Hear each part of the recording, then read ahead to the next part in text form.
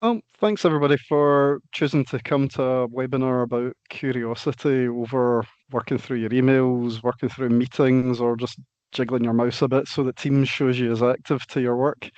Before we start today, I want you to think about something. When you were a kid, how many questions did you ask every day? Psychologists estimate that young children ask hundreds of questions. So why is the sky blue? Why do birds fly? Why do adults make daft decisions? But then when we grow up, something happens.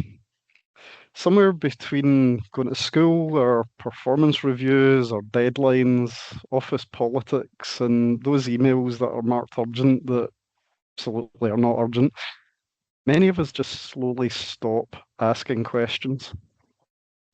It's not because we could become any less intelligent, but it's curiosity can get trained out of us quite easily.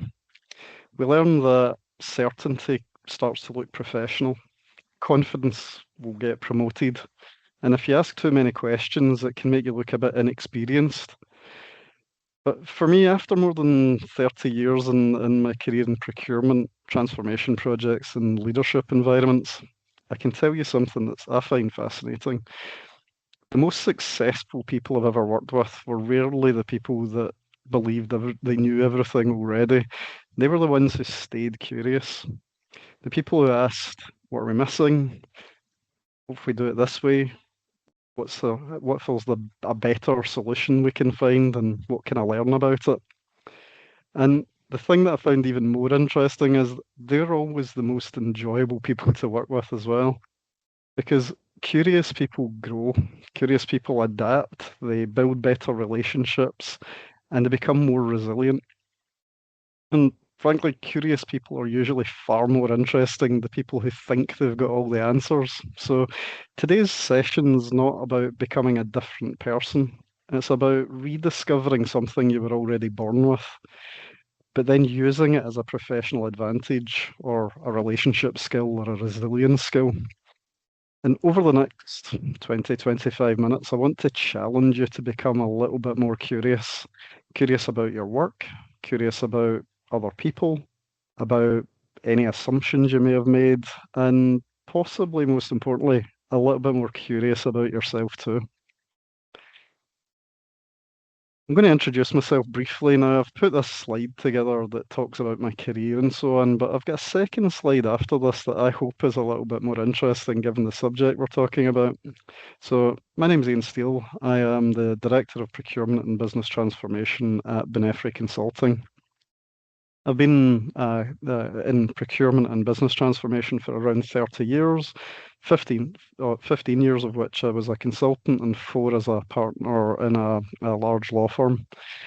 I've also led the commercial arms of both public and private businesses, and I've managed multi-billion pound projects in both private and public sector too. Recently written a couple of books that you can find. The Soft Skills Portfolio. The first one's on conflict management, the second's on problem solving. Now that's my career. That's the kind of things that when you're doing your elevator pitch to people you talk about, but I think it's more important to think about the things that I've been curious about over the years. And I've split it into 3 areas. There are things I have education in, so I've spent formal education, and there are things which I have done training in. So formal training, so there are courses and short courses and things I've spent time on, and then some topics that I've just become genuinely interested in on my own merit. For my education, you can see there's quite a few things in there, but I have formal qualifications in my main subjects being procurement, management, and logistics. But I've also got qualifications in printmaking, maths, electrical installation, camera design, optical engineering, and so on. Because as I've gone through some of the subjects, something has just piqued my interest sufficiently to say, actually, this is a bit of a rabbit hole I want to go down. Sometimes it's just been by my nature being a little bit more curious about things and thought, well, I want to know more about that. So accountancy, programming, wine and spirits, spent a little bit of time learning French. Got interested in owls for a period of time, so I ended up signing up to a course on that. Don't ask. And then the last piece is just being interested in topics. So I have a particular interest in some of these. For example, I'm very well read on the Chernobyl incident. I am very interested in mental health and neurodiversity inclusion. I even for a period got very interested in how cardboard packaging is made to withstand the rigors of taking things across the world. And more recently, just curiosity itself. Why are we curious? Why do we find things interesting? And I've spent a little bit of time looking at that too. Everybody has their topics. Everybody's got their subjects that they can narrow into and be interested in for that period of time. We'll find out as we go through this session today that there are different types of curiosity. And what I'm going to encourage as we go through to think about the things that maybe something by nature that you are already interested in and use the skills you've got in that in a different way to enhance your career, your relationships, your resilience, or whatever.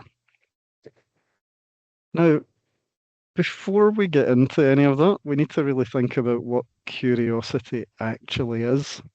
And I'm going to say the word curiosity a few hundred times through this because as I was writing the slides for this, it became very difficult to think of a word that really captures it otherwise. So bear with me as we go through this.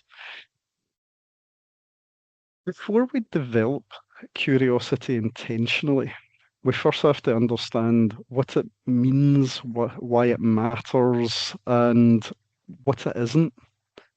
So curiosity is something that influences pretty much everything we do.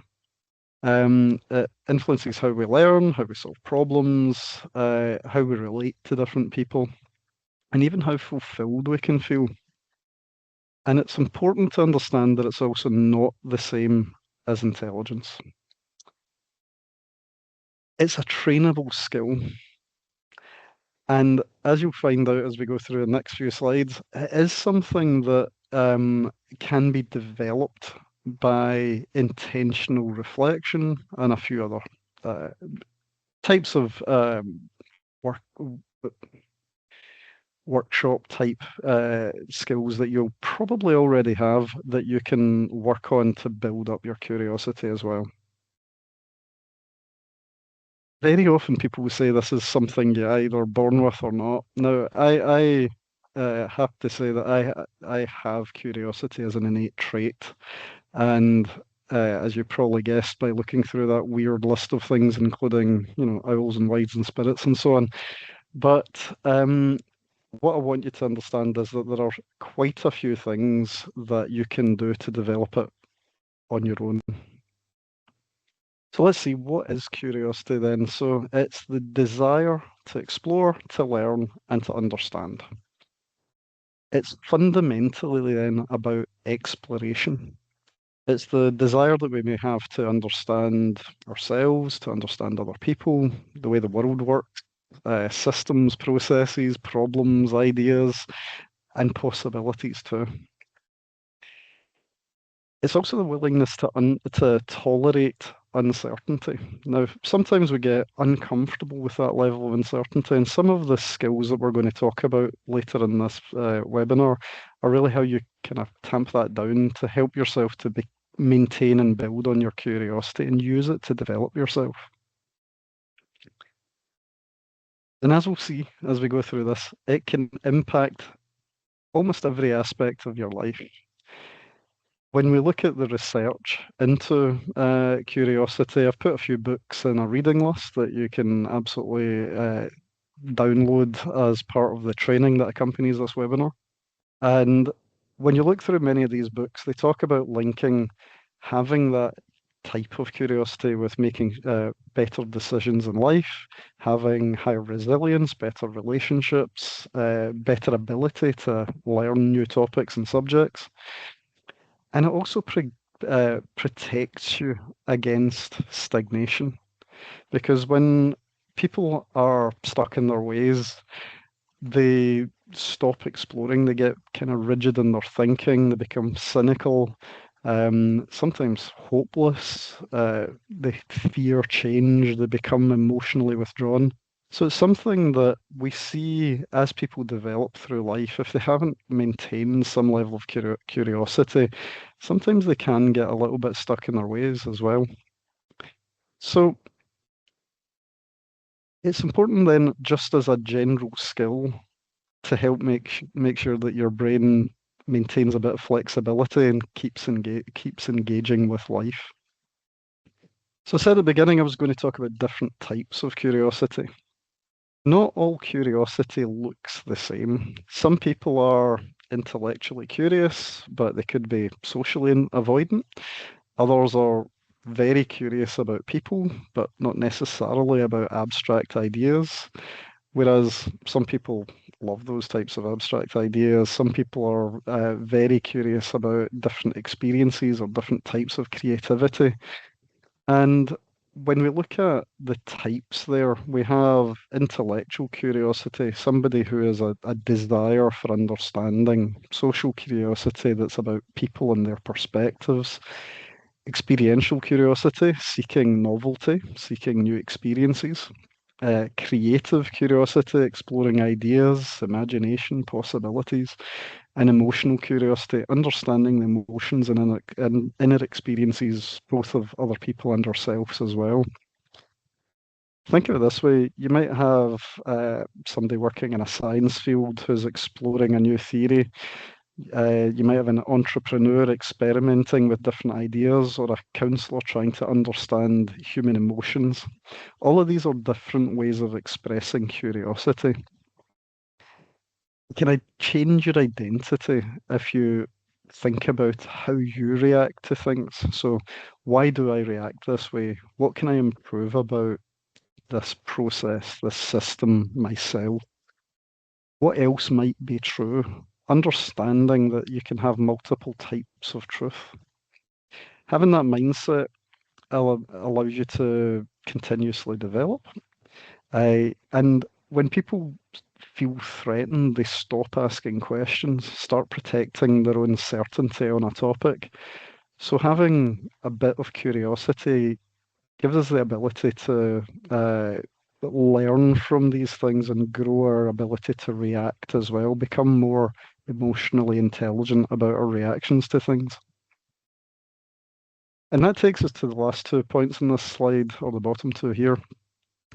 You can have, as I believe I possibly do, having a trait of curiosity, something that you generally tend to be curious about things.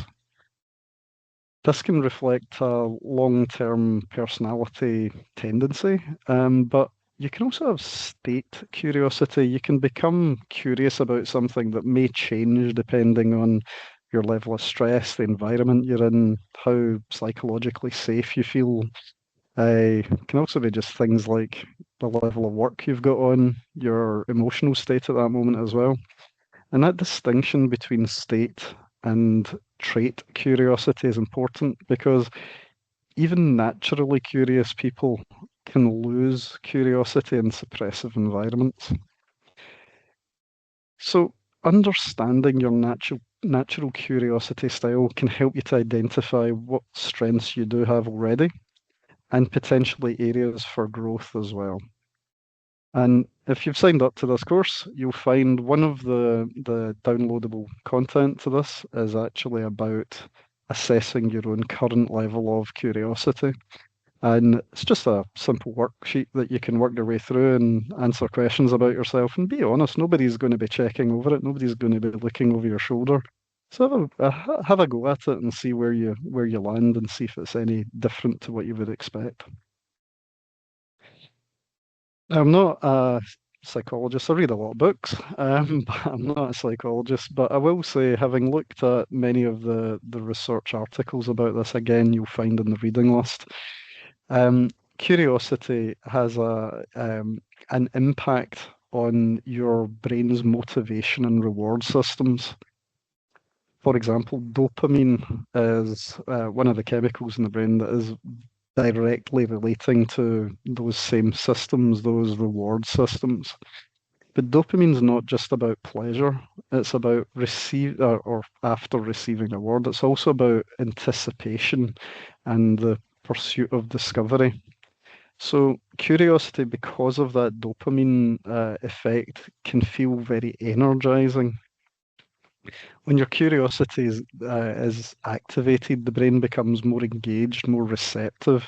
So it can change the way that your brain processes information just simply by being curious.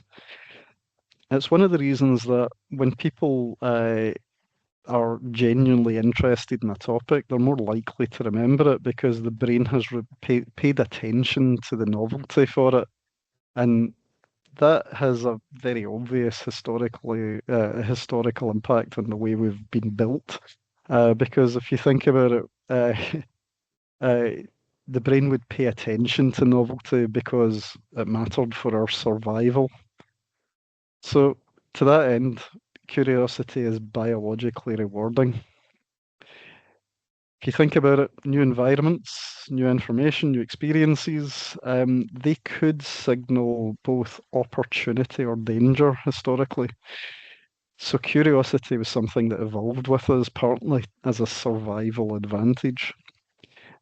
The brain will treat curiosity as something to take reward from, because if it didn't, we wouldn't have had developed perhaps the ability to explore new environments to help us survive in the past, finding food, learning social dynamics between different groups, understanding threats, developing tools, all that kind of thing in the past. So that reward that our brain gives us actually gave us this survival benefit in the past too. So think about the other sense then. Curiosity just as a way of evolving allowed us to become better humans now. This exploratory nature of curiosity improved our survival ability, and that knowledge that we gained from being curious increased our overall success and helped us to become who we are today. Now, unfortunately, we do lose curiosity very often as we age. As we said at the very beginning, children are naturally curious. It's This is a very obvious thing because humans learn to survive and function in the world. And if we weren't as kids asking all the time, the typical questions, why, how, what if, what happens next? If it wasn't for that, kids wouldn't grow and develop as well as they do. But as we get older, as adults, we're often trained out of curiosity. Um, Sometimes, depending on the environment you're in, people get asked or told not to ask questions or not to challenge authority or not to appear ignorant, not to experiment. And there's a kind of social construct to that. It becomes nerdy or geeky to become a curious individual. Now, very often this is just simply because of fear, fear of failure, fear of embarrassment.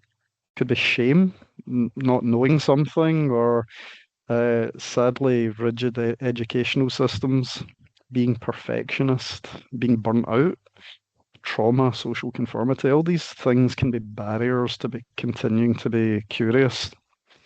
And these barriers can lead to you being avoidant or just simply defensive about what you do know, becoming a bit more rigid in your thinking, and that just leads you towards reducing your ability to experiment. And it can apply through work, relationships, education. Could be a boss who punishes mistakes, and that can just mean people don't want to do something that's innovative or new. Sometimes it's your parents or guardians or people that you look up to. They might shame questions that suppress that level of curiosity, and you want to maintain that psychological safety. So sometimes it's just simply the nature of the environment you've been in.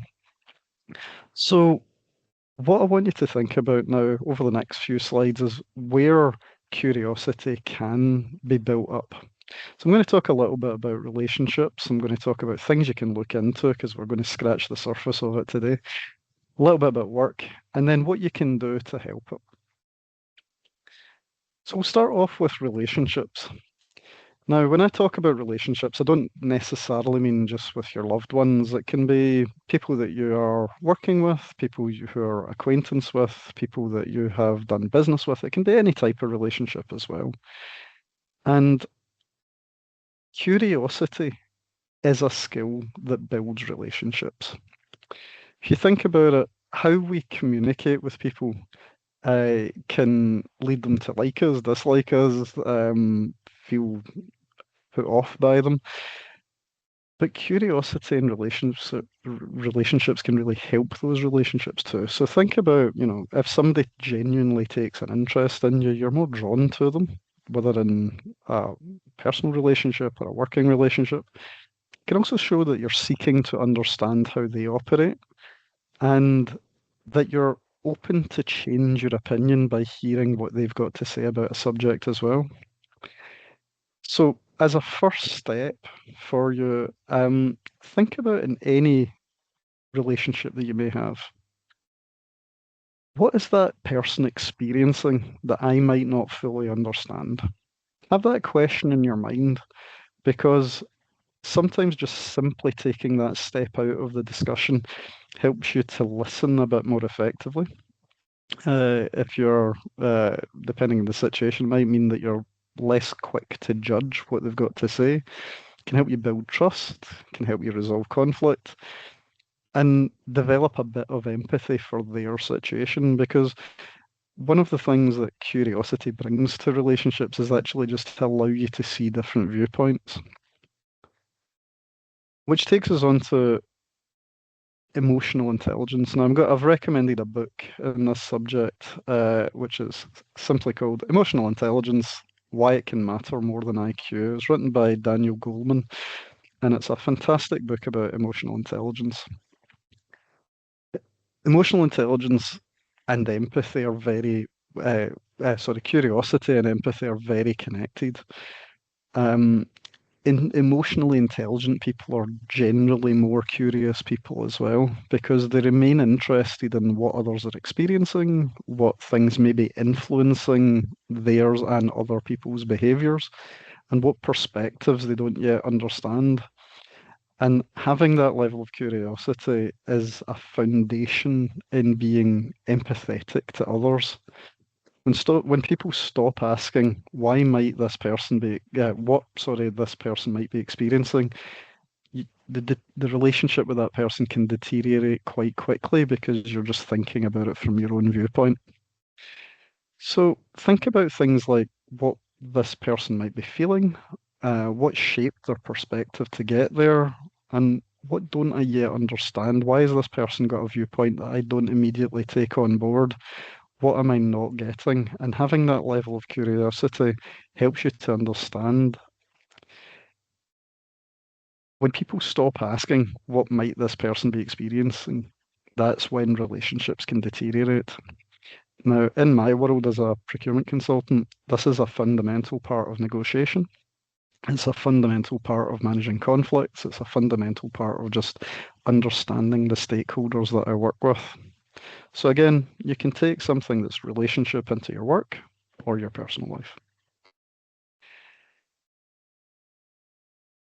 It's also important to maintain a curiosity about yourself. One of the most important forms, in fact, of curiosity is about understanding our own emotions, our fears, our habits, the reactions that we have to things. And it's important then to ask questions about how you have reacted. Why did I react that way? What emotion am I experiencing? What triggered me to feel that? And what need or fear is underneath it? So as part of the training that accompanies this webinar, I put together a few uh, workbooks that you can work yourself through. So I mentioned already, the self-assessment. There's also a daily curiosity tracker to see how things change over time. You can look to doing a kind of future pace one, a personal development plan around curiosity. And then there's a reflective journaling workbook that you can use at your leisure too. So another skill that goes alongside curiosity is listening. Now, most people think they're good listeners. But in reality, many conversations involve interrupting, assuming, being defensive, or rehearsing internally what you're about to say. Um, but to try to take yourself out of that, being curious about the other person rather than just getting ready to speak next. Curious listening means genuinely trying to understand the other viewpoint. So active listening is very important in that. And again, through the workbooks, you'll see some questions that help you to develop that type of active listening too. There's also communication style. Now, this is an area that I've done a lot of research into, and we're only going to talk about it for a minute here. If you're curious about the communication that you're receiving, it helps you to avoid jumping to conclusions too quickly. So instead of assuming the intent of the other person or what they're trying to say or their motivations perhaps, try to think about asking clarification questions. Use the questions to deepen your own understanding. Be curious about what they've got to say about something. So, very obviously, it can be things like, can you explain further? What do you mean by that? Can you give me an example of it? How did you interpret the situation? When people feel threatened, the brain can process that as something they need to protect themselves from. So having the ability to ask questions to get a deeper understanding, but not just kind of pushing them into a confrontation, can be a really important thing to do as well.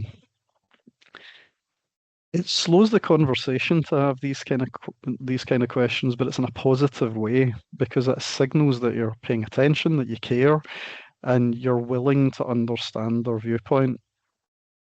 So using reflective listening as well, not just active, but reflecting on what they've said, interpret it, paraphrase it back to them.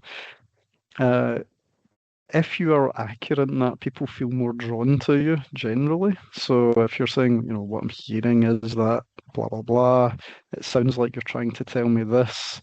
Can I check I understand this completely and correctly? And so your concern is this, and playing and replaying things back to them. That can really help when we're in a situation where we might be trying to reduce defensiveness. It's very good in negotiation, I find, as well, too. It's about then making sure that it's not just based on an assumption you have. You're not taking in a bit of information, just reading it at the first level. You're actually deepening your understanding and helping to be curious about what that person's got to say. So let's move into the workplace. Now, we've mentioned already that workplaces are a place where curiosity can be stifled in some degree. And sometimes that is very much the case. But also, a lot of the kind of new ways of thinking and modern managers and modern management style is actually about rewarding being curious. Now, you're still at the point you're going to have a bit of old school and a bit of new school there, so it's adapting yourself and adapting your style to what's in front of you. But let's think about some things that may be a benefit to the workplace then. So if you're curious as a professional, either in that situation or as a personal trait, as we discussed, you tend to learn faster. You tend to be a bit more resilient, a bit more able to change, that you can solve problems better, better at innovation and so on, maybe a bit better at collaboration. So a lot of workplaces really like to see that adaptability. And good employers and people who have a bit more emotional intelligence around the workplace will understand that more valuable employees tend not to be people who know everything already. The people are going to learn, develop, innovate, and be adaptable in the office. It can help everything through your work life, through leadership, negotiation, communication, innovation, and so on. And what you'll find is in one of the work packages that accompanies this webinar, I've put a little bit more about curiosity as a leader or as a manager. So you can have a read through that at your leisure too. I would say that this is an essential skill in a high complexity environment. It's something that you'll see as a real benefit to you in your career. So I've put a few written exercises to help you deliver and develop that, sorry, in the workplace too. The last thing I'm going to say about the workplace is, well, um, humans evolved, as we said already, in unpredictable environments. Novelty was an important trait for survival, adaptation, learning in your environment. However, when we get into the modern workplace, sometimes, as I've already mentioned, that can suppress that natural novelty and curiosity. So consider your own workplace. Is it something that is helping you to be curious or suppressing that level of curiosity? While some will reward it, um, some organizations might simply stop asking questions because they fear embarrassment, criticism, not being good at their job, or just being disruptive to the kind of established things that are ongoing in that company. So have a think about your own workplace and your level and understanding of curiosity, and use the questioning styles and reflective questions to, if it is in your nature to want to be more curious or that you want to develop your skill set in a way, use these other skills, if it is a suppressive environment, to perhaps engage curiosity without necessarily being a disruptor, so that you're not, you're protecting yourself, but maintaining your curiosity too. So we've talked about where curiosity happens. We've talked about what types of curiosity there are, and we've also talked about whether it can be a different type of trait that you may develop or have innately. So we're going to talk now for the last couple of slides here about doing this intentionally. Curiosity is like a muscle. The more you use it, the stronger it's going to become. It is a skill set, and very often with soft skills, people seem to think they are innate. And I think every soft skill can be trained. I've written a couple of books about the subject, so hopefully it's something that I have a bit of understanding of as well. When you're looking at curiosity, though, as I say, some people will have it innately, some people will not, but it will be situation dependent. But it can be developed through intention. So delay your conclusion to something. Don't necessarily be immediately certain about it. And that goes for everything, whether it's relationships, politics, whether it's, you know, how you read the newspaper or the news online, how you take in information from different sources. Instead of thinking I know what it means, think about what else could explain it. Ask behind the question that you're seeing. Ask behind the information that you're being fed. Consume information that's outside of your normal interests. Now, this could, in some cases, be, for example, if you're reading news that's always has a bias. Think about reading the alternative. Might make you angry, might make you challenged, but it could also at least make you curious to understand. It's also the case that cross-disciplinary learning will expand your cognitive flexibility. Now, what I mean by that is that you might be an expert in your field. For me, I am an expert in procurement. But one of the things that that gives me is if I am helping a client through my consultancy practice to engage with something that I don't know about, being curious is, for at least the level of that project, can be an absolute benefit to both me and to my client. But it helps me to understand it. Doing a bit of research, taking a bit of time to understand what they need to see from the thing they are buying is something that is innate in my daily work. But it's also something that helps me to expand my understanding of multiple subjects. Used to be the case that years ago it was lauded to have an understanding of lots of different subjects, and then we had political figures talking about, well, we don't need experts anymore. That's nonsense. It's becoming a knowledgeable person around lots of different subjects, just simply by expanding your curiosity, can never be a downside to either yourself or your employer. So continue to work through asking questions, because better questions lead to better thinking. Think about it. What am I missing? What assumptions have I made that have led me to this conclusion? Why might somebody disagree with this? Understanding somebody else's viewpoint. What could change my mind? What kind of things would lead me to a different conclusion? What else can I learn?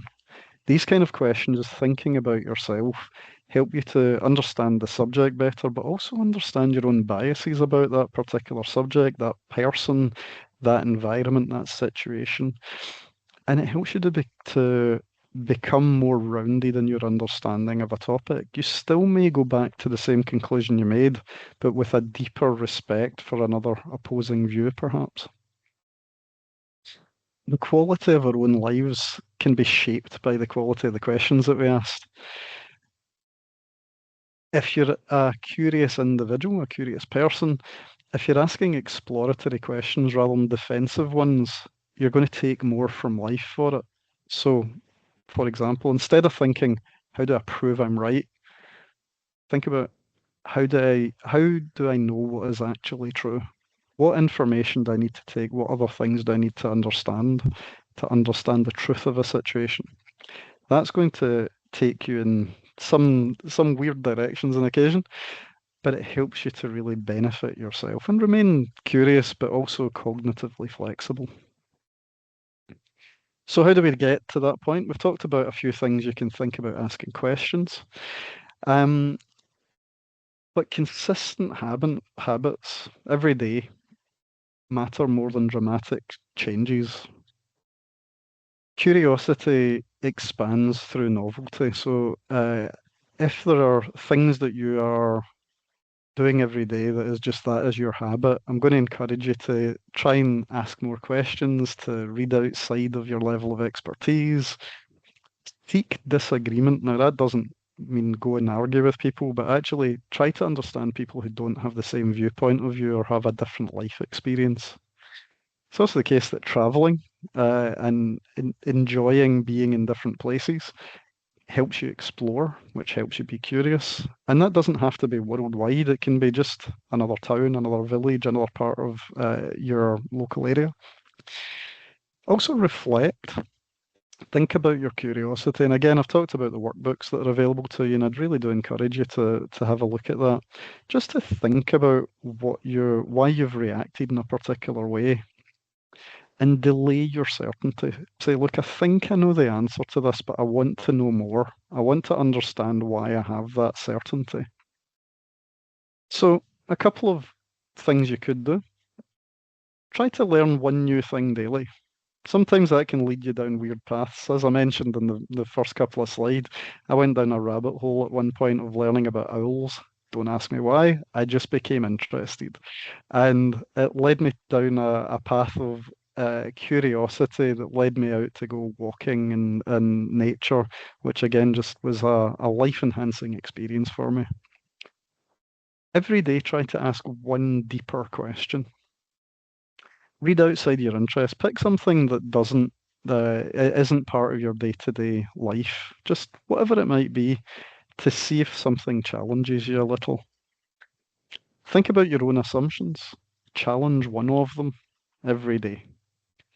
Reflect on things that have surprised you about, oh, I was surprised about why I reacted in that particular way or why that person said that thing. Do it, maybe write it down and reflect on it. Speak to somebody different.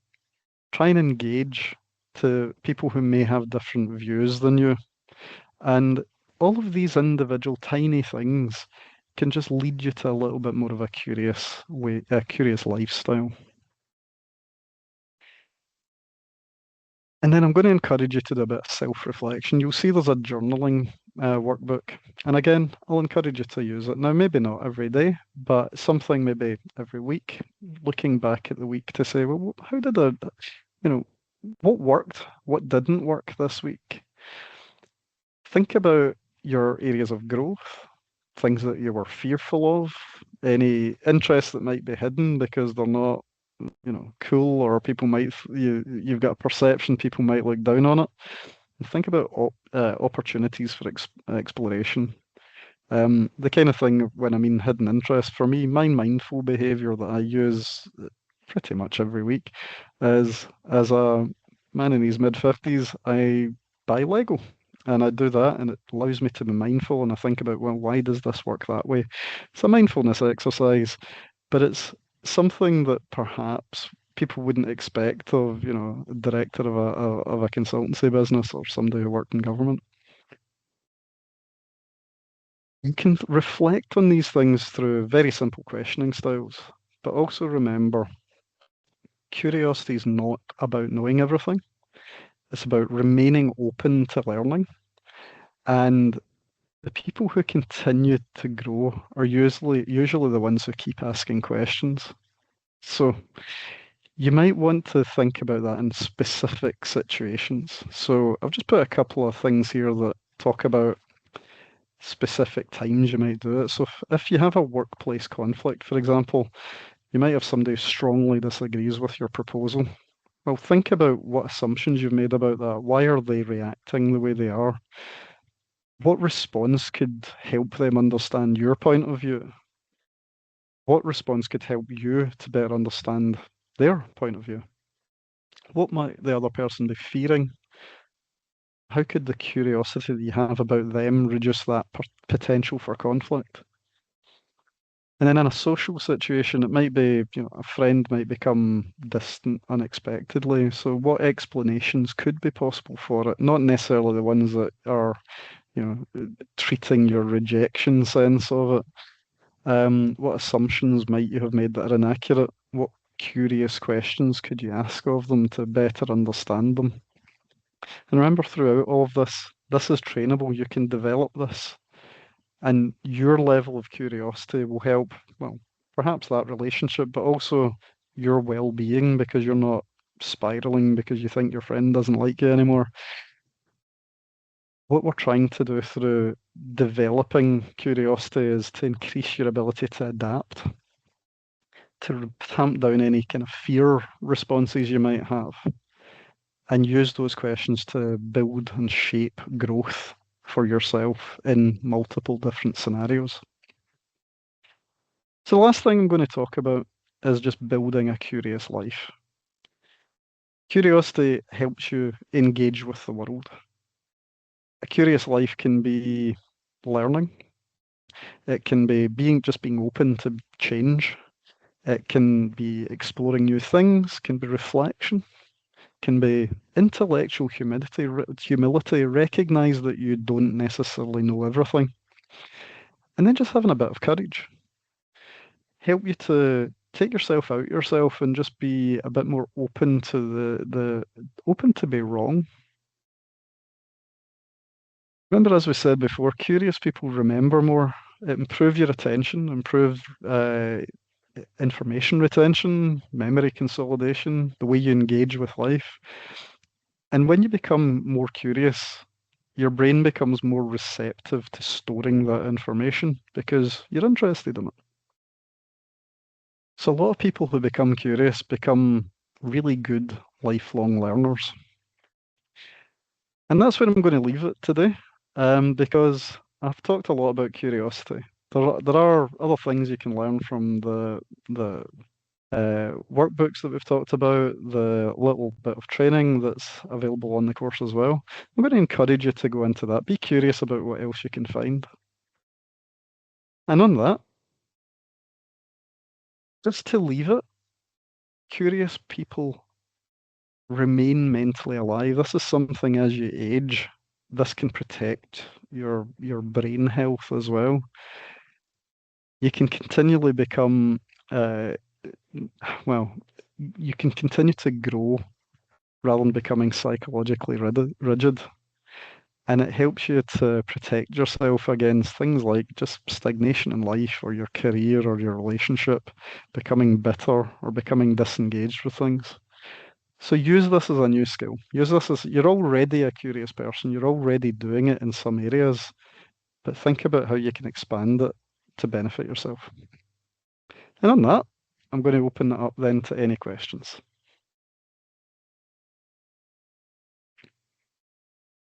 That was really good, Ian. Thanks for that. Thank you. I certainly do feel that it's piqued my curiosity. I am a curious person anyway, but some of the information in there actually has kind of like set a seed in my brain, and I'll definitely be looking at some of the materials that are attached to the course. So it's been great. So thank you very much. Thank you very much. Thank you. Yeah, thanks so much, Ian. There's so much Thank in you. there to think about. I was just wondering, actually, it's just one that's quickly popped into my head. I was wondering about your thoughts around like AI and ChatGPT. Do you think that actually helps like promote curiosity, or do you think that it actually there's a risk that you would become, too easy to get answers through it? It's a really good question. So I can only give an opinion. I've not looked at any Yeah. research into it, but I just see AI as another tool.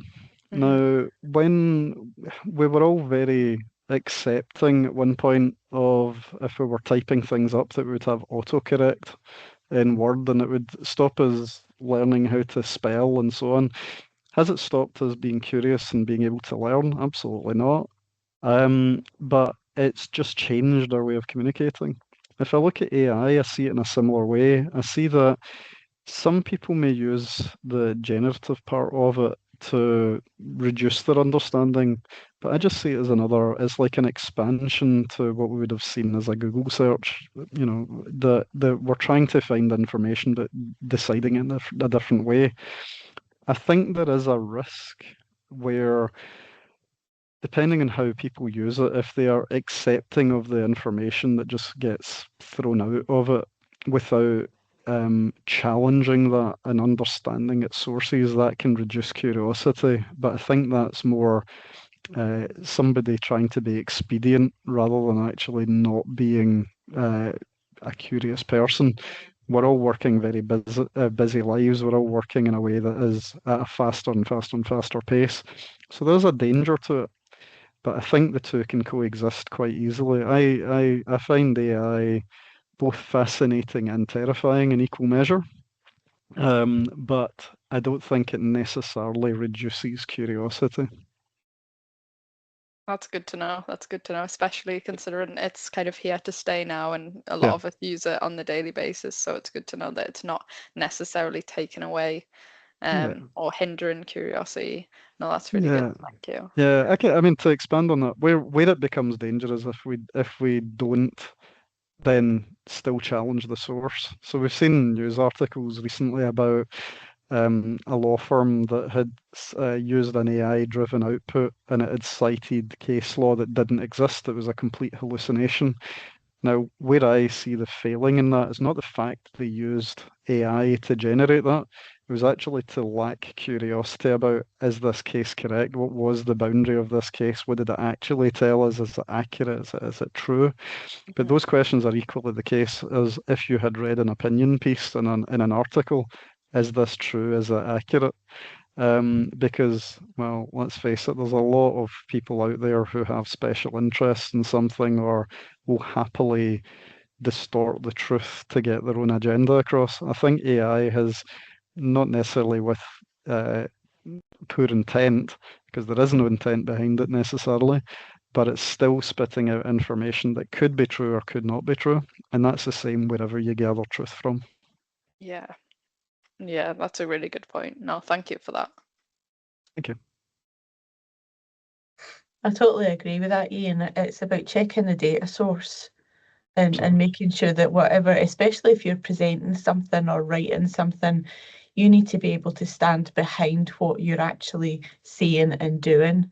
You're right, it does come down to being curious, but it also comes down to just understanding where your information is coming from. We all Yeah, see Trump, the fake news that he keeps going on about, yeah. and it really does drive down that route. Mm. I am not as enthusiastic about as you as about AI. I am kind of like not as keen on moving forward. I do know that we need to, but I do see the good and bad of it. But for me, it is just about understanding your data sources. Yep. And I think that exactly to your point, I think if it hadn't come from AI, it would have still have come from somewhere. So Yeah. not just taking things at face value, and essentially that's what curiosity is. I think, Yeah. and that's I personally just see AI as another tool. I don't see it as anything that we need to be fearful of, as long as we maintain our I suppose healthy cynicism to allow us to be curious about it. You know. Yeah, I do agree. I'm coming round to it a little bit. I don't have anything else, Ian. Thank you. It was a great presentation. Thank you very much. Thank you. Thanks so much, Ian. Yeah, I'm excited to get stuck into that course as well and have a look at some of those resources. That's great. That's great. Well, thank you very much for listening Really to me talk about curiosity. I've enjoyed doing the research into it, and as I say, you'll find a lot more information in the course itself. There's a lot of little snippets that we've not had time to discuss today. So feel free to go through it, and hopefully it'll engage or spike some curiosity.